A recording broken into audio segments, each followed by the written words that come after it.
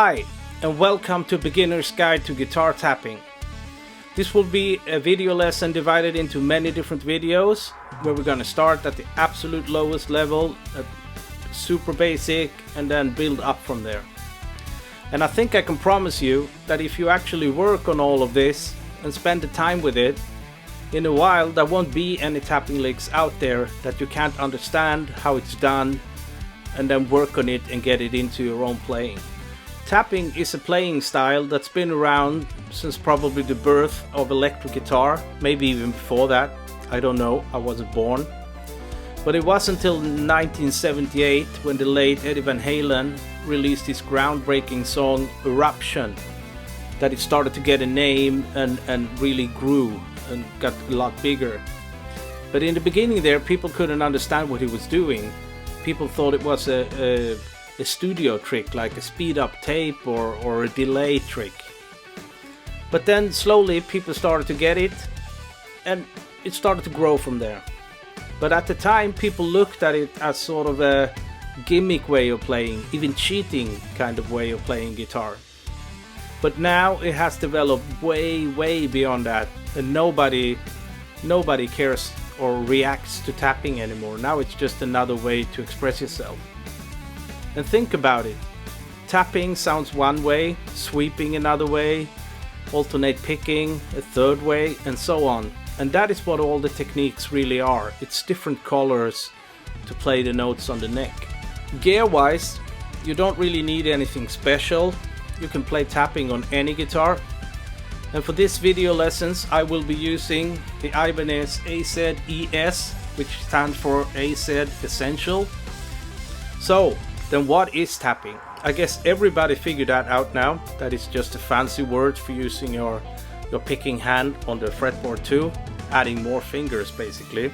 So in its simplest form,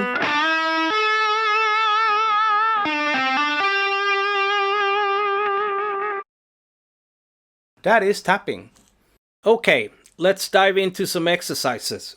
For most exercises in this video, we'll be using 3 notes only, and they all gonna be placed on the B string. And those notes are the E on the 5th fret, G on the 8th fret, B on the 12th, as you can see on the guitar neck below here. And those notes also happens to be the notes of an E minor triad. So it's E, it's root, G is a minor third, B is a perfect. And when playing, it's actually this chord. And playing the notes of a chord one at a time is called arpeggiating. So what we're gonna do is playing an E minor arpeggio. Okay, exercise 1. We're gonna start with the tapping note on the 12th fret, the B. And then you just hammer your finger down slowly until you get a clear and good note. When you have that down, we're gonna pull that off to the E on the 5th fret. And pulling off basically means that you're pulling your finger away so the note falls down to the next one.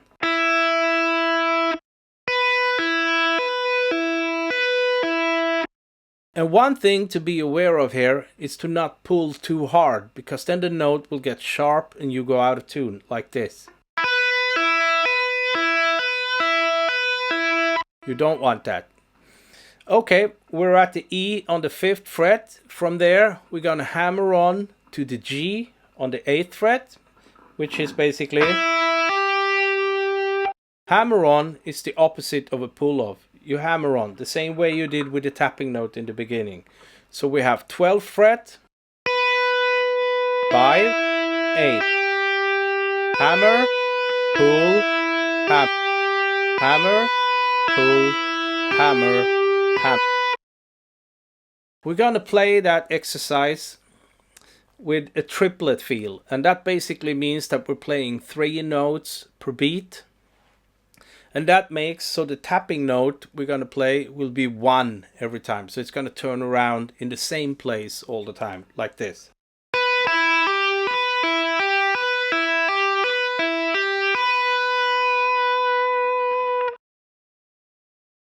Then you can slowly work on that until you feel you can pick up the speed.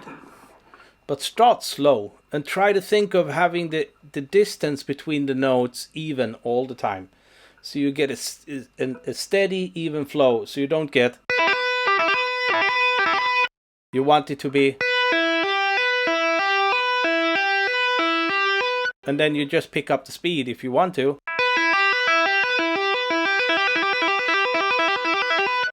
But the speed is not important here. The getting the technique under your fingers is the important thing. While working on it, try to think of muting. And muting is getting rid of all the unwanted string noise. Noise you basically don't want there. And traditionally, we guitar players get or told that our fretting hand will mute all the strings above the one we're playing, and our picking hand will take care of all the rest. But what I noticed when playing tapping and legato, does it become a lot easier to play quiet if you let the tip of your finger, any finger that can be, mute. So if I play the E on the 5th string, I'll let the tip of my finger mute the G string. So that finger will mute that string, the string I'm playing, and the string above it. And then my picking hand will take care of the rest. And now to explain that triad arpeggio thing, so you get a little better idea of what we're doing, we're going to do exercise 2. We're going to exchange the G note on the 8th fret to the G sharp on the 9th. So we get G sharp and B.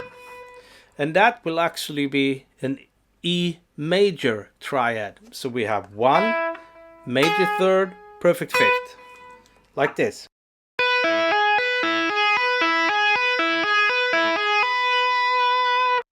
One more example of that isn't tabbed out is if we change the tapping note instead from the B on the 12th fret to the C on the 13th fret, we get this kind of thing.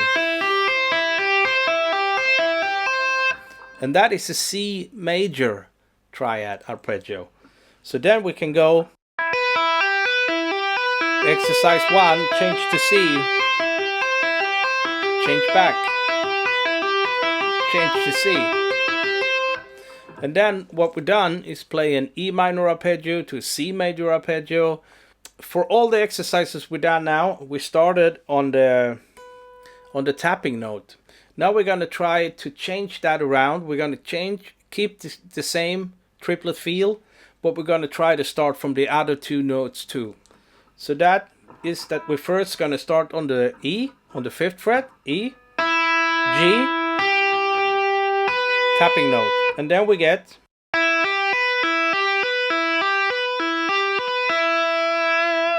might not sound radically different to the other one, but if you play it over music and in time, it's going to be different because the one is going to be in a different place and on a different note.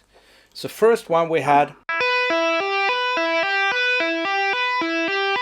second one starting from the E,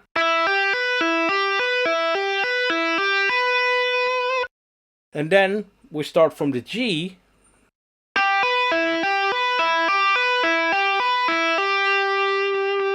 so then we have 3 starting from the B, starting from the E, starting from the G. But all the exercises we done, we had E as the lowest note. And E, we have a lot of those on the guitar neck. We have it here, here, here, here, here, here, here, here, here, and so on. And all those E's are placed on the guitar neck like this. And then we can take the exercise we done and move it to any of those E. The intervals between the other notes will be exactly the same. So then if we move it here, we get exercise 1 is what I'm playing.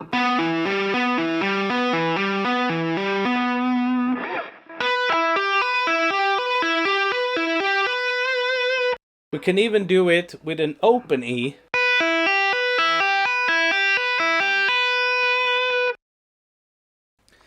Next thing we can do to do variations of the same idea is to do something called inversions. The first exercise we played was this chord. E, G, B, E, G, B.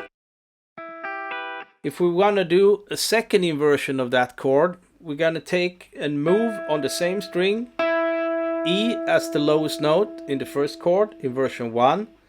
Next note would be a G, and then we get this chord,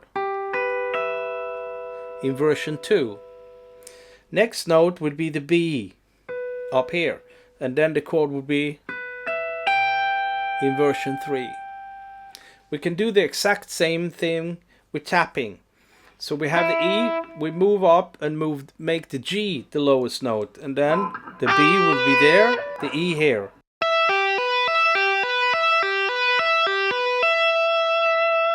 The next note to start with it as the lowest note would be the B, and then we have the E.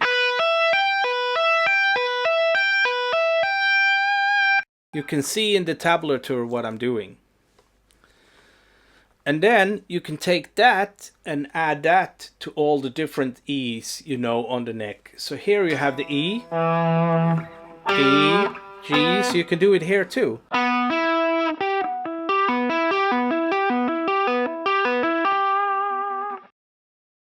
Just work on it, and after a while you will see the entire neck as the key you're playing in. Next thing we can do is to throw away the triplet feel and adding it and playing it in a straight beat instead. And then what we do, we're going to do that by adding an extra hit in our fretting hand. So we're going to start at the 12th fret, the tapping note, and then we pull that off to the G, that we then pull off to the E, and then hammer on the G again. So we get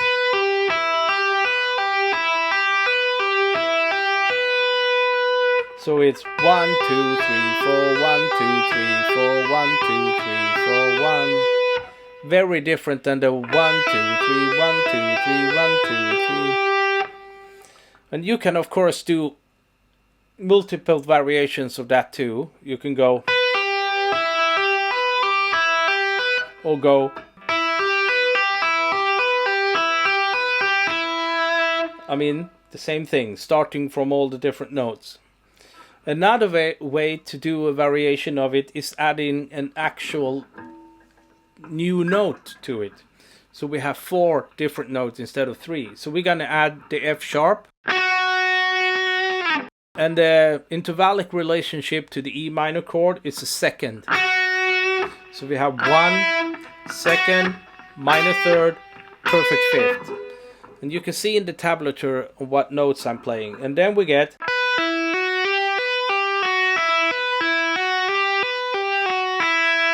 or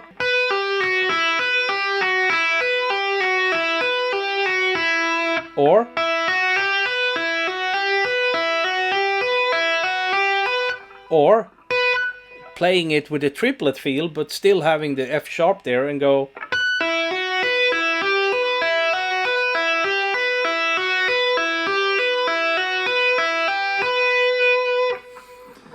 Basically, the amount of variation to do on that little basic idea is almost endless. Try to change key, try to change it to another chord, try to add a 7, a major 7, minor 7, whatever you want. And if you don't understand what I'm saying when I'm talking about these names, I really recommend that you use your mighty search engine and do a little bit of read up on basic guitar harmony and theory, because it's really going to help you a lot. Next time we're going to continue with the same basic idea, but we're going to add position shifts in the left hand and position shifts in our right hand. I'm sorry, some people out there are left-handed, so position shifts in our fretting hand and position shifts in our picking hand, and then position shifts in both. Until then, see ya.